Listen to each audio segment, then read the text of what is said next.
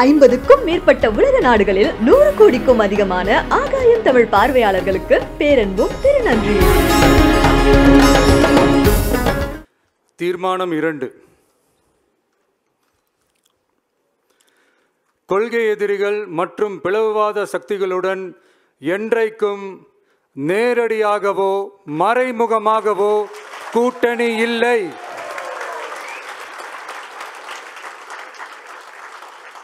ஒன்றிய அளவில் மலிவான அரசியல் ஆதாயங்களுக்காக மக்களை மத ரீதியாக பிளவுபடுத்தி மக்களிடையே வேற்றுமையை விதைத்து அதில் குளிர்காய நினைக்கிறது பாஜக.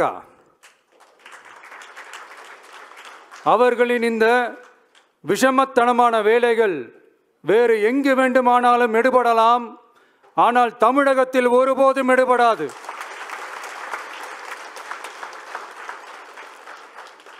சமூக நீதியும் நல்லிணக்கமும் சகோதரத்துவமும் சமத்துவமும் ஆழமாய் வேரூன்றிய மண் இந்த தமிழ்நாட்டு மண்.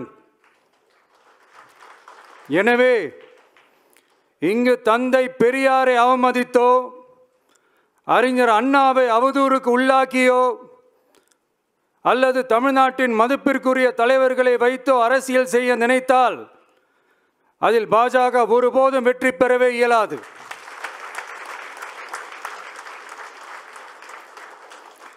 சுயநல அரசியல் லாபங்களுக்காக பாஜகவுடன் கூடி குழைந்து கூட்டணி போக திமுகவோ அதிமுகவோ இல்லை.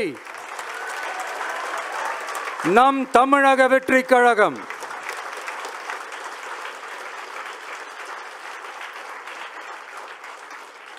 கொள்கை எதிரிகள் மற்றும் பிளவுவாத சக்திகளுடன் என்றைக்கும் நேரடியாகவோ மறைமுகமாகவோ கூட்டணி இல்லை என்பதில் தமிழக வெற்றி கழகம் மிக உறுதியாக இருக்கிறது.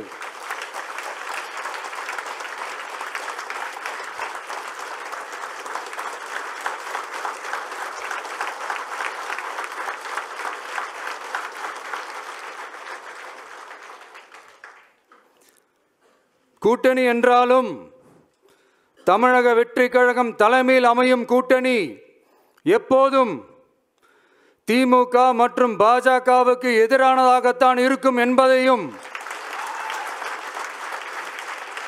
அதில் சமரசம் என்ற பேச்சுக்கே இடமில்லை என்பதையும்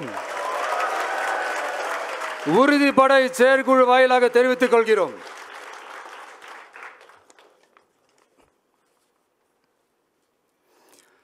இது இறுதியான தீர்மானம் மட்டுமல்ல, உறுதியான தீர்மானம்.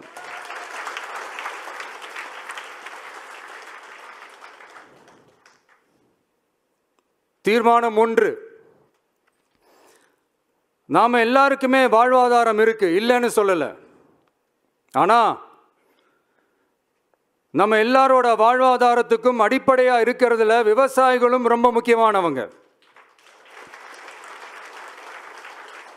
அப்படிப்பட்ட நம்ம விவசாயிகளுக்காக அவங்க கூட நிற்க வேண்டியது நம்ம கடமை. அந்த கடமையை நாம் சரியாக செஞ்சே ஆகணும்.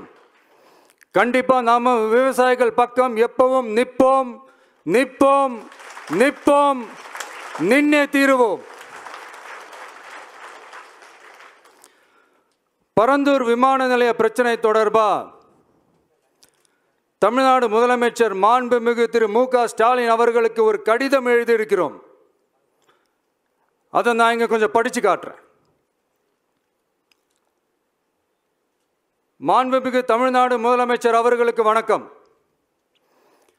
பரந்தூர் பகுதியில் விவசாய நிலங்களை அழிச்சிட்டு புது ஏர்போர்ட் கட்டுறதுக்கு எதிர்ப்பு தெரிவித்து அந்த பகுதியில் இருக்கிற பொதுமக்களும் விவசாயிகளும் வருஷ கணக்காக போராடிக்கிட்டு இருக்கிறாங்க. போராட்டத்தில் அவங்கள தமிழக வெற்றி கழகம் சார்பாக நான் போய் பார்த்தேன்.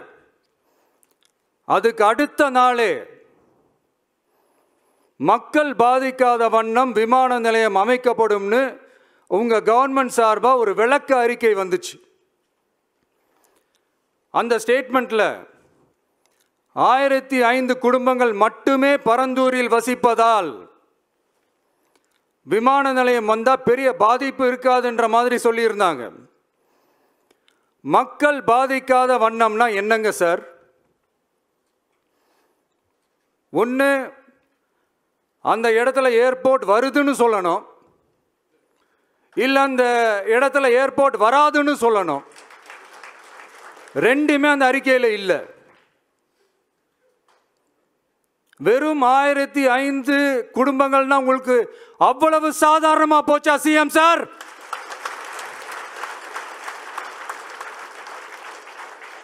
$15,000 மக்கள் நம்ம மக்கள் தானே. ஏன் அந்த அக்கறையோ அந்த மனிதாபிமானமோ உங்ககிட்ட இல்ல? எதிர்கட்சியா இருந்தா மட்டும்தான் மக்கள் மேல உங்களுக்கு அக்கறை இருக்குமா?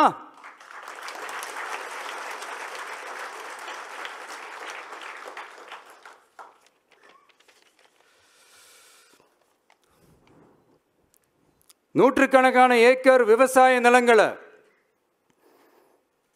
மிகப்பெரிய நீர்நிலைகளை, ஆயிரக்கணக்கான வீடுகளை, அவங்களோட வாழ்வாதாரத்தை அழிச்சிட்டு அந்த இடத்துல தான் ஏர்போர்ட் கட்டியே ஆகணும்னு என்ன சார் அவசியம் இருக்கு?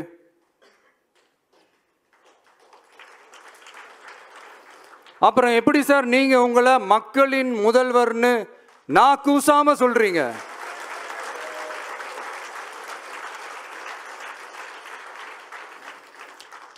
இதில் வேற உங்களுக்கும் இந்த பரந்தூர் ஏர்போர்ட் கட்டுற பிரச்சனைக்கும் சம்பந்தமே இல்லாத மாதிரி வேற காட்டிக்கிறீங்க.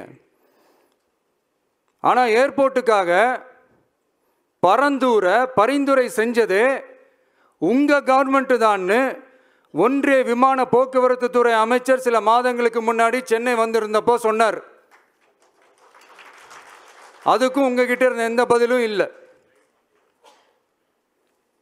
இந்த சூழ்நிலையில் பரந்தூர் விமான நிலைய பணிகளுக்காக விவசாய நிலங்களை கையகப்படுத்த கடந்த 25/6/2025 அன்னைக்கு உங்க கவர்மெண்ட் தான் அரசாணை பிறப்பிச்சிருக்கு.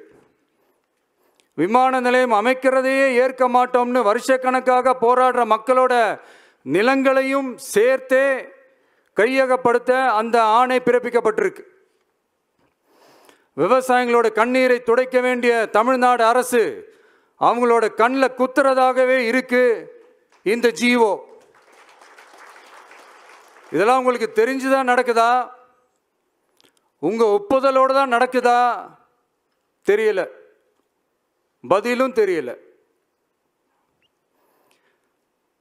பரந்தூர் மக்களை இது வரைக்கும் நீங்க ஏன் சந்திக்கலன்னு கேட்டா அதுக்கும் பதில் இல்லை.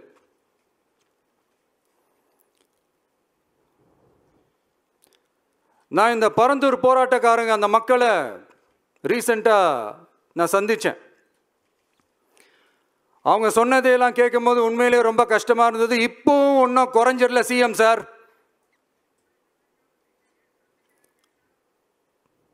சாதி மதம் கடந்து தங்களோட குடியிருப்புகளை, விவசாய பூமியை, வாழ்வாதாரத்தை, நீர்நிலைகளை காப்பாற்ற ஒன்னா நின்று போராடிக்கிட்டு இருக்கிற பரந்தூர் பகுதி விவசாய பெருங்குடி மக்களை தயவு செஞ்சு நீங்க நேரில் சந்திச்சு பேசுங்க.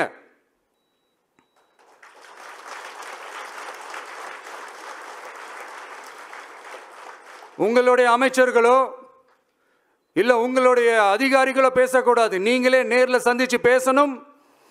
அந்த இடத்துல விமான நிலையம் வராதுன்ற உத்தரவாதத்தை அவங்களுக்கு நீங்க கொடுக்கணும்.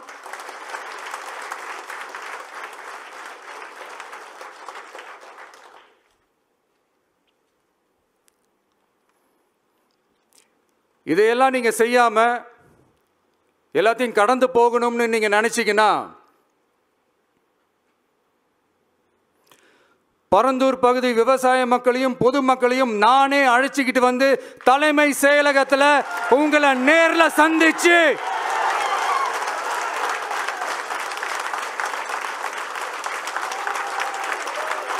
நேரில் சந்திச்சு முறையிடுற நிலைமை உண்டாகும்.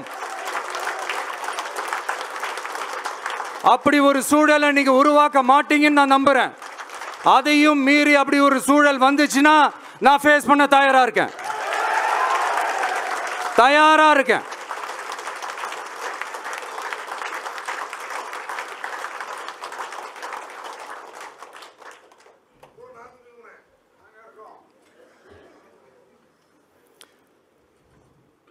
நான் பரந்தூர் வந்த அன்னைக்கு நான் ஒரு விஷயத்தை சொன்னேன், அதே தான் இங்கே நான் திரும்ப ரிப்பீட் பண்ணுறேன். we are not against any developments, we are not against airports. அந்த லொகேஷன் தான் தப்புன்னு சொல்கிறோம்.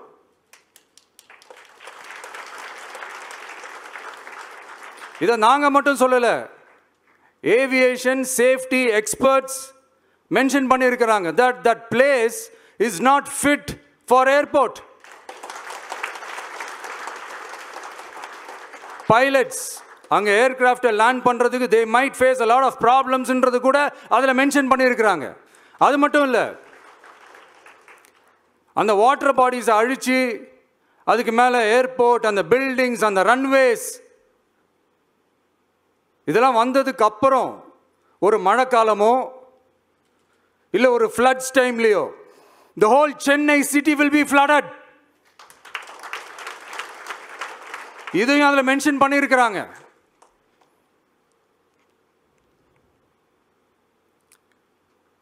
ஸோ இதெல்லாம் மைண்டில் வச்சுக்கிட்டு தயவு செஞ்சு please take a call. Thank you. நன்றி, வணக்கம்.